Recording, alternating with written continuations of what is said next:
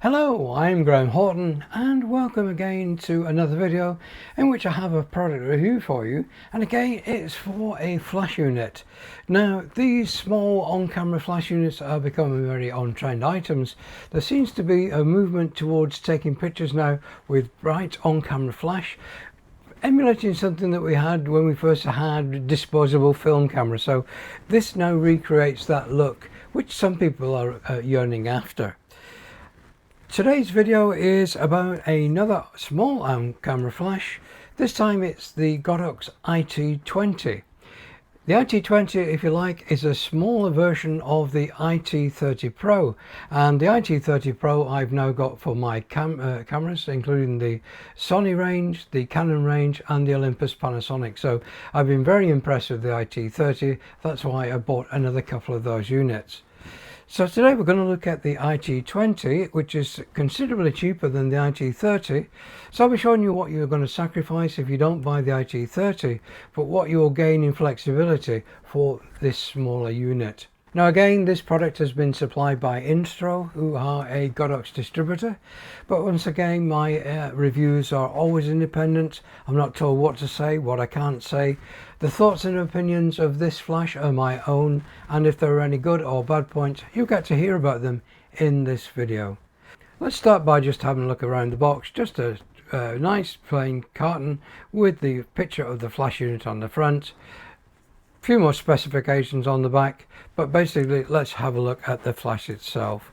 Inside that box you'll find first of all the instruction manual, which gives all the setup advice to install this and how to use it, as well as the specifications for the flash itself.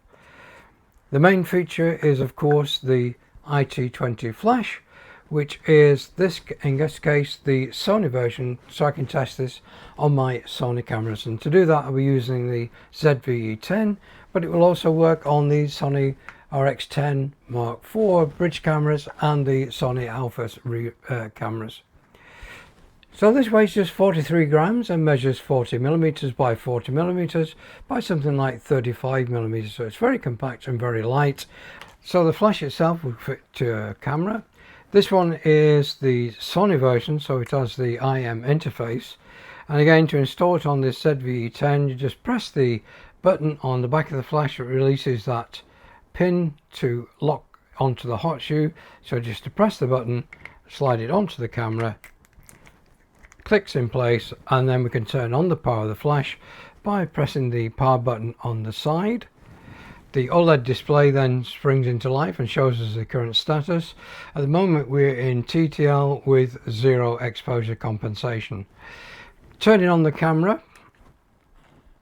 the flash being TTL has already set the exposure on the camera to 1/60th.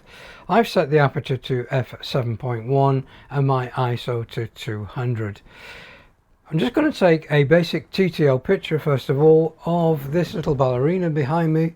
So with those parameters of 0 exposure compensation for flash, f7.1 and an ISO of 200, let me just frame the ballerina up there and we'll take a TTL shot, and that looks pretty perfect for the first shot. If I wanted to reduce the highlights on there, then I can use the minus button on here to turn down the power of the flash, and you can go from +3 exposure compensation to -3, so you've got the whole range of 6 stops there of exposure compensation in 0.3 EV increments. So I've gone down to -0.07, so that will turn back the flash power, and again it's just reduced the brightness of those highlights. Now you can either use the plus and minus keys on the flash to do that flash exposure compensation, or with most of these cameras you can use the menu. With the Sony camera you are limited to just the exposure compensation, changing that through the interface. With the IT30s and the other cameras you are allowed to change the front curtain to rear curtain sync, high speed sync, etc. But obviously you're dealing with a much more expensive flash. With the IT20 we're just allowed to change the exposure compensation primarily from the camera menu. So if you're used to using the camera menu, fine. If not, It's just as quick to use the plus and minus keys if you want to use exposure compensation. So that was in the TTL mode. If I wanted to use the manual mode for product shots, or if I wanted to use it for different reasons, I just press the M button on the side, and that changes from TTL to manual as indicated by the M.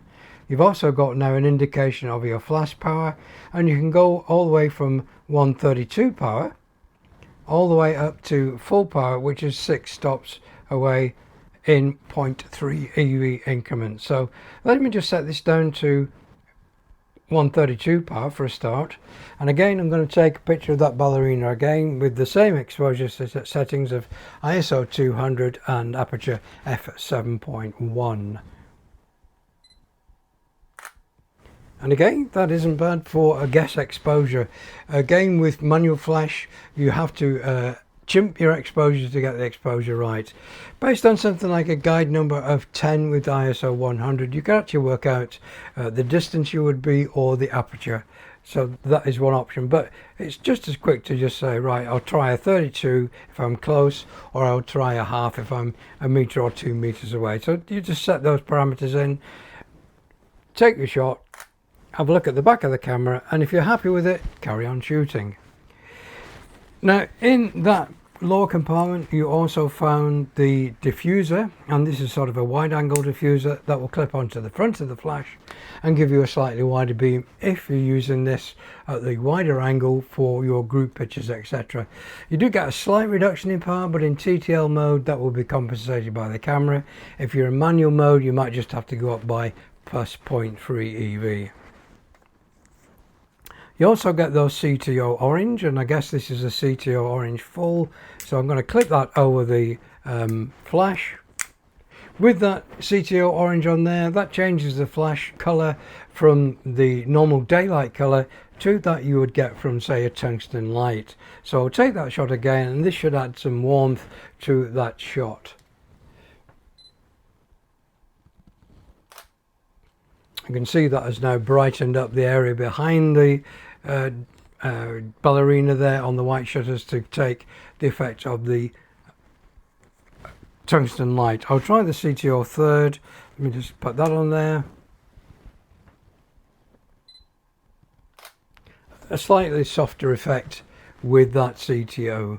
Now, actually, Godox provide a range of accessories, and in that accessory pack comes a set of color filters, which again are magnetic, just the same as the diffuser or the CTO, and they're in various colors to add some highlights, so you can change the ambient lighting of your flash to whatever gel you're putting on there. Now, if you follow my channel, you know that I'm into innovation and changes, etc. So why not use some color filters that you might find in your craft set, or on some toffee papers you'll find you've got colored wrapping, so why not use those? So I've got here a selection of color filters from my craft pack, and I'm going to use a blue filter. Again, I'm just going to hold that in place with the wide angle diffuser, so it will be held in place magnetically over the flash tube like so. And we'll take a picture with that blue filter, and you can see that it's added some blue to the background. On screen now you can see some pictures that I've taken of a still life using a range of these filters, from diffusion screens to colored gels, just to give you an idea with a bit of creativity what you can achieve with these little flash units. Now, if you find that you're using a camera with a long lens extension, you may find that the flash on camera shades the lower section of your image. If you have that problem, then you can get a riser for these flash units. Again, this one is the Sony IM interface, so it has that IM interface and just slides onto the hot shoe. The flash then slides into the device itself, so it just rises the flash above the area to give you a much more cleaner flash without the shading of your lens head or the lens extension. It does have the option here to use it as a bounce flash, so you can actually bounce it, but with these small flashes and low power, you're not going to probably be able to use that without raising your ISO significantly on the camera. So the riser is available, and again I'll put a link to that in the video description below. In the next video I hope to be reviewing for you the IT22 flash, which is the same power and specification as the IT20, but instead of having to buy a separate riser to raise the flash up if you're having the problem with shading from your lens extension, it rises the flash by the body itself. So it's exactly the same power and specification, it's just that the rising section is built into the body of the flash. So if you're a new viewer and you've not already subscribed to the channel, why not hit the subscribe button and the bell notification icon, and you'll be advised when I upload that video. So thanks again to Instro for providing me with this flash unit to review for you, and thanks to you for watching this video. So I hope to see you all very soon. Goodbye for now.